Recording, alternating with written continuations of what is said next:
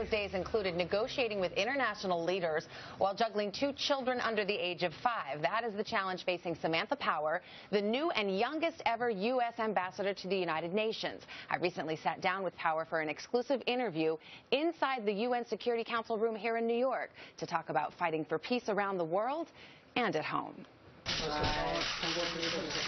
The first test for America's new UN ambassador came early. This is the largest chemical weapons attack in 25 years. And that is to close a deal that would take the U.S. from the brink of military action in Syria to a landmark plan to rid the country of its chemical weapons.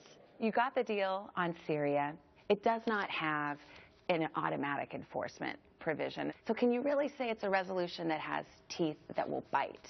This is the first resolution that has ever required Syria to do anything. Russia has been taking it by the hand, you know, putting it under its wing and shielding it from any international pressure of any kind. To your point, though, we also wrote into the resolution a series of relatively clear benchmarks as to what compliance would look like. If Syria doesn't comply, do you think the U.S. still has the right and obligation to act militarily? Well, the president, first of all, we wouldn't even be in this discussion about getting rid of Syria's chemical weapons if not for the credible threat of military force. He has not taken that threat off the table.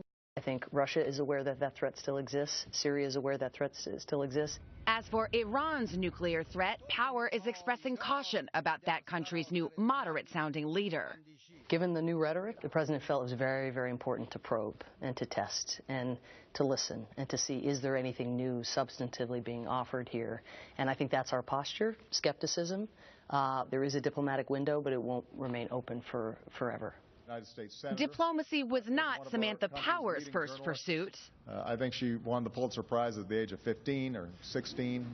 The daughter of Irish immigrants, she came to this country at 9. A graduate of Yale, in her 20s, she went to Bosnia as a freelance journalist to document atrocities, later doing the same in Sudan.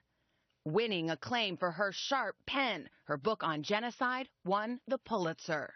Do you almost feel that people are holding up that past life and saying, Samantha Power can't compromise? I think they're very entitled to do that. I mean, I think what helps is they bring to me constantly things that sometimes in the bubble of government one doesn't necessarily get exposure to. When I was a writer or a columnist or a loudmouth pundit, it was very easy. You could, you know, at the end of the day say, oh, I've spoken my piece.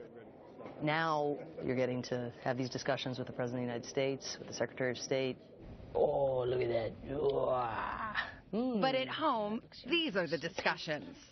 At 43, she is the mother of 2 young children, Declan, 4, and Rian, 1. With her husband, famed legal scholar Cass Sunstein. They all live in the ambassador's residence at the Waldorf Hotel. Back! Whose ornate dining room now doubles as a baseball diamond. He's going all the way! Play the plate! Is it difficult? Is it harder than you thought it would be to be a mom of 2 little kids and have this huge new job?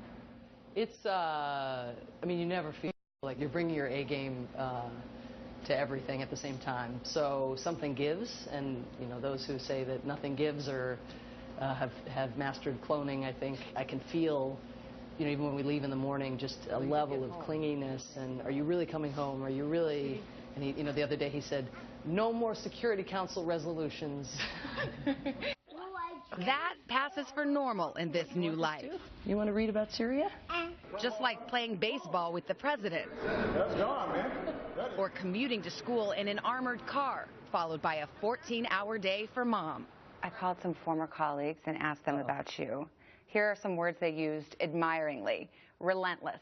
True. Pathologically honest. Pathological in lots of ways, yes. And when you have an issue like a dog with a bone. Yes, that would, in the sense, negotiations play to my strong suit. I never give up. Power was teaching at Harvard when a young then-Senator Barack Obama read her book and invited her to dinner.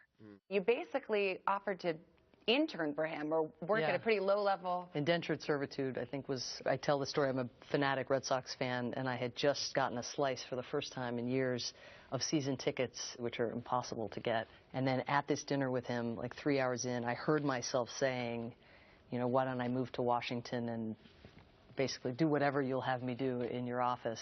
And it was only when I left the dinner an hour or 2 later that I realized that I was in effect giving up my season tickets claim for this man. To say nothing of, weren't you a Harvard professor at that point? Too. Red Sox tickets, come on, Savannah. A diehard baseball fan, nothing could prepare Power for the rough sport of politics. In the 2008 presidential race, she was banished from Obama's campaign after she was quoted calling Hillary Clinton a monster. It was beyond searing. I mean, you lose your temper and you're in a campaign and things go back and forth, but it just completely broke my heart that there is a fair amount of negativity heaped upon her that I find massively unfair, and the idea that I could have contributed in some way to that narrative, that was terrible. So, yeah, I have regretted it pretty much every day since. But we worked together very effectively on issues of common concern the last 4 years. I know you apologized to her. I heard there were tears. Yeah, certainly it was very emotional for me. And I was so grateful to be able to say that in person was something that I'm immensely grateful to her to have given me that opportunity. Here you are, UN ambassador, a job I imagine you could scarcely dream of when you came to this country as a little girl. Is there some greater ambition, or have you arrived? Oh, no, this is it. Come on. I get to sit every day behind that little placard that says USA. I couldn't have dreamed of anything like this. The world comes to you here. So to be here where it all comes together, it's a thrill of a lifetime. Nothing else. Retirement after this. Seriously. This is very cool. She's fascinating. She is fascinating. This is the youngest kids ever to live in the ambassador's residence over at the Waldorf Hotel. Nice pad. Wow. She came to this country wearing a Stars and Stripes T-shirt at the age of 9 years old, and now she's the UN ambassador. Worked out pretty well. Coming up at 8.